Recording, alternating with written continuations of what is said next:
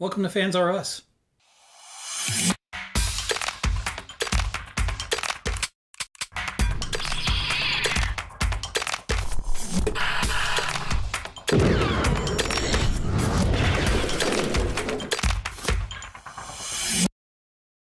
Hey everybody, welcome to Fans Are Us, a brand new show right here on the Wannabe Films channel. I know back in February we were doing some movie reviews on our other show, Schmaltzmark, and we said that we would be back with some new content soon. Well, it's July. Yeah. July's soon, right? I don't know. Well, let's just put it this way. There's been a lot of travel and a lot of work involved, so haven't been able to stay as regular with our posting, but we're back. Yes. We're back now, yes. And this is one of two new shows we'll be premiering this summer. The other one you will find out about soon enough, but this one, let's talk about this one. Fans Are Us. First of all, who are we? I'm Wayne. This is my son, Chatterbox. This is my daughter, Savvy. Chatterbox and I will primarily be hosting this show. Savvy will join us on a regular basis. Yep. And we're going to talk about what? Star Wars? Fan stuff. Star Wars, Marvel, Doctor Who, all that stuff. Yeah. Disney parks. Harry Potter. Pops. Pop collecting. Harry Potter. Lego Kids. Whatever. Honestly, whatever gets us excited and just really geeked out, that's what we're going to talk about. Could be toy reviews. It could be movie reviews. It could be reactions to Johnny shows. Depp. It could be Johnny Depp. I can't promise that Johnny Depp will actually ever show up here in our spare bedroom to shoot an episode, but you never know. You never know. All right. So, guys, do you want to just dive right into it? Yeah. Okay. So, for this very first episode of Fans Are Us, we are going to take on a hot topic with what we hope to be a regular feature called Worst Thing Ever or Best Thing Ever. Okay, so Star Wars The Last Jedi obviously hit theaters last December. Very, very divisive film in nerddom. Yes. And now, just last week, it is suddenly on Netflix, so maybe all the people who boycotted it, although I don't know that too many people boycotted that one. No. Because they saved their boycotts for Solo, which was a mistake. So now people are probably watching this again for the first time since seeing it in the theater. Some people who maybe refused to see it in the theater are now watching it. And I'm sure it's going to stir up all these debates all over again about this film. People love it or hate it. They think it is the best thing ever or the worst thing ever. So we're going to talk about 5 topics that seem to be the hot topics when it comes to this particular show. And by the way, Hot Topic is not a sponsor. So let's dive right into this. Number 5 complaint is with Leia Poppins. Leia uses the Force. Leia uses the Force. Leia uses the Force while in space and in a desperate situation. And really the only times we've ever seen Leia have any Force ability is in desperate situations. Yeah. Despite her heritage, despite being a Skywalker. Yeah. Despite the fact that she has a son who's extremely powerful in the Force. I feel like they should have shown her using the Force in more situations than just a desperate situation. I mean, it did make for a really nice sort of reveal to say, that, okay, yeah, she's still got it. You know, she's got it maybe more than she's ever cultivated. Yeah. But the big complaint a lot of people had is the way that they did it. Is the Leia Poppins scene, guys, is it the worst thing ever or the best thing ever? Chat, what do you think? Worst thing ever. Worst thing ever. Okay, Savvy? Worst thing ever or best thing ever? Best thing ever. Why is it the best thing ever? Because it shows that she does have the Force. I'm going to say it's somewhere in the middle. I like the fact that she used the Force in that moment to save herself and stick around for the rest of the story, and we really need that because obviously we're not going to get any more Carrie Fisher. Yes. This was her last film, and it was, it was a powerful performance. The little bit we got to see of her on screen, she was very dynamic. But at the same time, it's a little bit the worst thing ever for me because I didn't like the animation of her dress and everything. And I understand you're in space and there's no air moving around it, so it's not going to distort and flap in the breeze or whatever. Yeah. But maybe if she had done a little something different with her body so that it didn't look quite so Mary Poppins. And also, why didn't she save Admiral Akbar?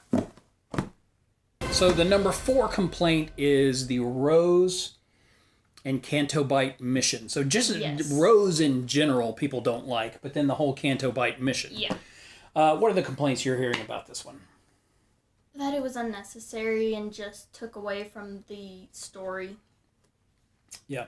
I've seen a lot of complaints that the casino scene happened too quickly, that you don't get to see enough of it, Yeah. that the storyline was too preachy, dealing with the whole warmonger thing, the profiteers, that it was overall unnecessary and a complete and total abject failure. However, I think that's defensible.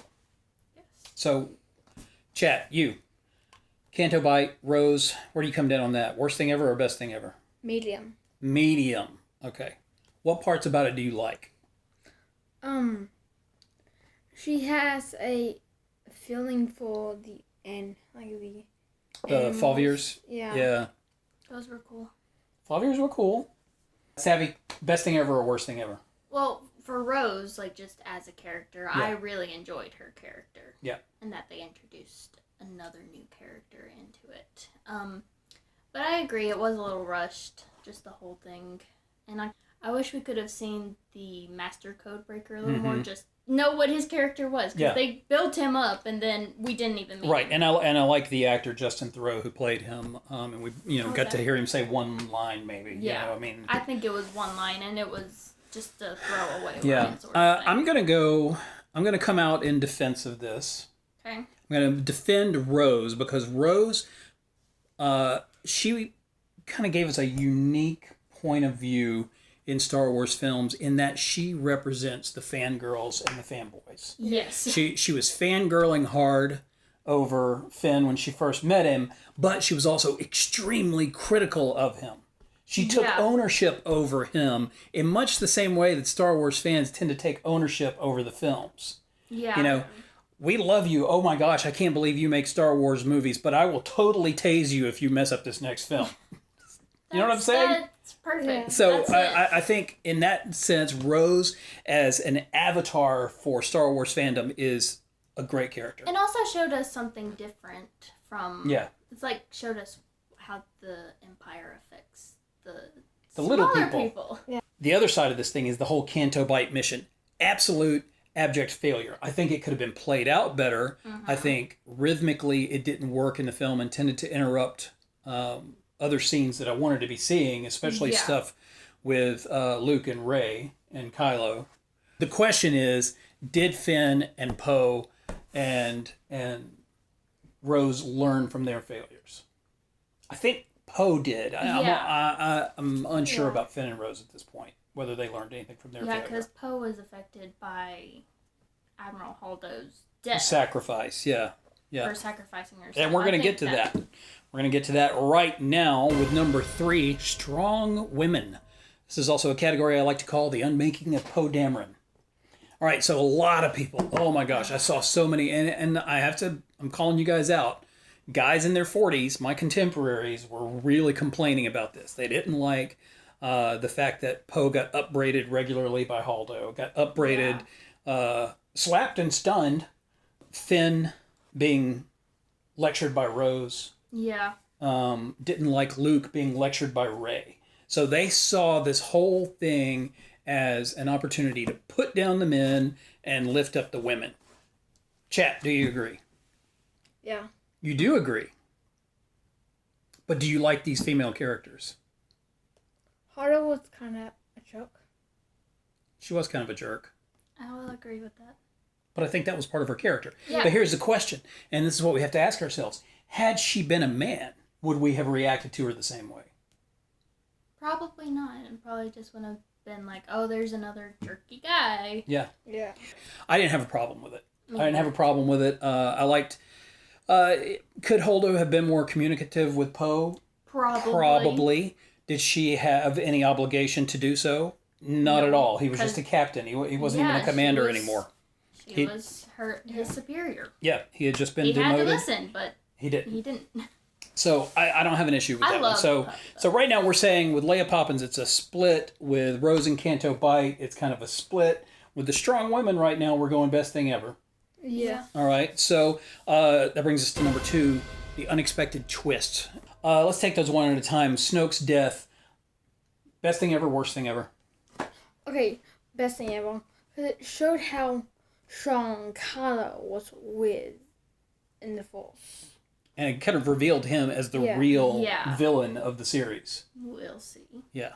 Sally, best thing ever, worst thing ever. Because that's not something films do like Yeah. that. They Yeah. don't just kill off this big bad guy that they've been building up ever since the first one. I thought it was a great literally jaw dropping. It was a jaw-dropping moment, but I liked it. I liked it for a lot of reasons because it showed me that Kylo had a mind of his own. Yes. That he was not Just subservient a slave. in sort of the way that Vader often was to the Emperor. Yeah.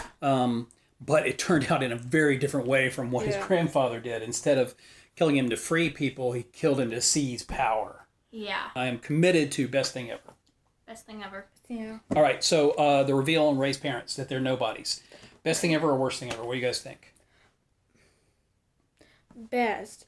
Because, as you can say, Kylo was tricking Rey about her parents. So you think he was just saying it to manipulate her emotionally? Yeah, and even, I agree. And even the director, Ryan Johnson, said that was a lie, and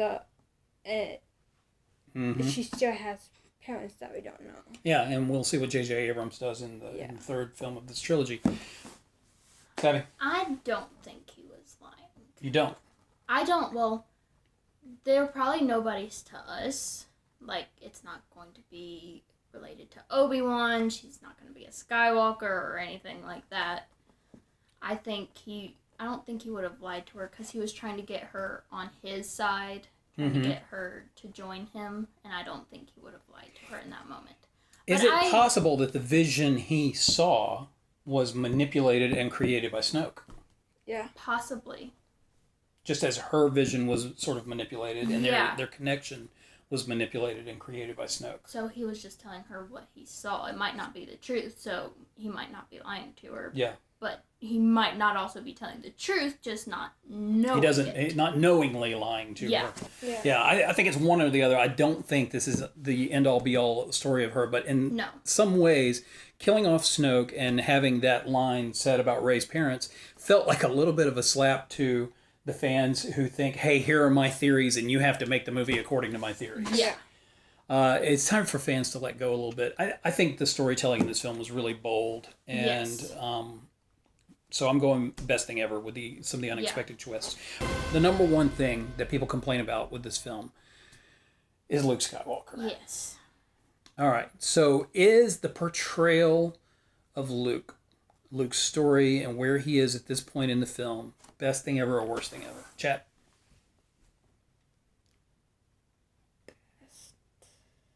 Best.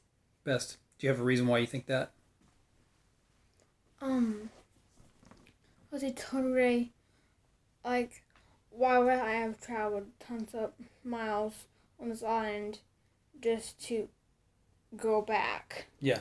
He was there for a reason. Yeah. Came there to hide and die. Savvy, best thing ever or worst thing ever? Best thing ever, because you can't go through all the stuff Luke went through without it seriously affecting you. And he's not going to be the same Luke he was when he first discovered, like that he was a Jedi, first used the lightsaber when he met Obi-Wan. Yeah. Well, I'm torn on this one. I think, first of all, Mark Hamill's acting was amazing. Yes, which a lot of people are, like, apologizing to him, like, we're sorry you had to play this horrible character. Well, and then he spoke up and said that he was resistant at first, but then he understood what Rian Johnson was trying to do, and he became a big fan of the film. But that the fact that he expressed his original disagreement, that's not a word, that just fueled the fire even more with the fans. They were like, see, he doesn't like it, so we shouldn't like it. He's lost all his pupils. He's lost his nephew, and in that way betrayed his best friend and his sister. Although his sister did not blame him. No, but that's the way he saw it. Yeah. He was still beating himself up over that. He allowed the darkness to rise in the galaxy again. His actions helped fuel the First Order. Didn't create it, but helped fuel it. He was blaming himself. So he blamed himself for all of these things, and then he went and he cut himself off. He basically lived in isolation, cut himself off even from the Force, so he had no clue what was going on. So he had all this time to just be there and wallow in his self-pity. And if you've ever known anybody with severe depression, that stuff is real. That's what they do. They cut themselves off, they shrink their circle, and they just feed on all that negativity. Here's where my issue comes in with Luke in this film. Okay. It's not the Luke that we get on Octo. It's the Luke that we see the flashbacks to.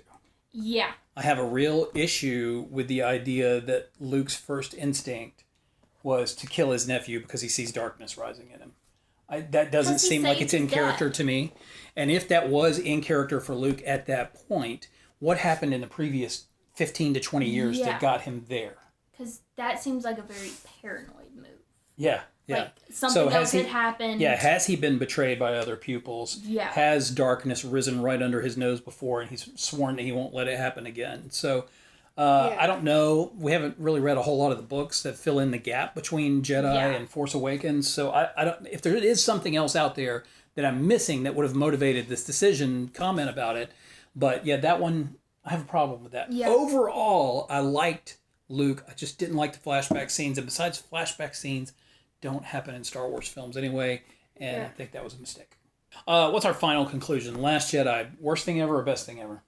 Best thing ever. Best thing. Best thing ever. All right. You guys may or may not agree. I'm sure you don't. I'm sure it'll be 50-50. Yeah. Feel free to jump on in the comments. And while you're at it and you're in that general neighborhood down below us here, go over there and click that subscribe button and click the little dingy bell so you get notified whenever we post a new video. And we're going to be doing it a lot more often. So we're going to wrap up these episodes by saying what? Shut up and subscribe? I don't know. We'll work on it. You guys also figure out what you call yourselves, fans of fans or something. We're still working on that too. But thanks for watching, and we'll see you guys next time on Fans of Us.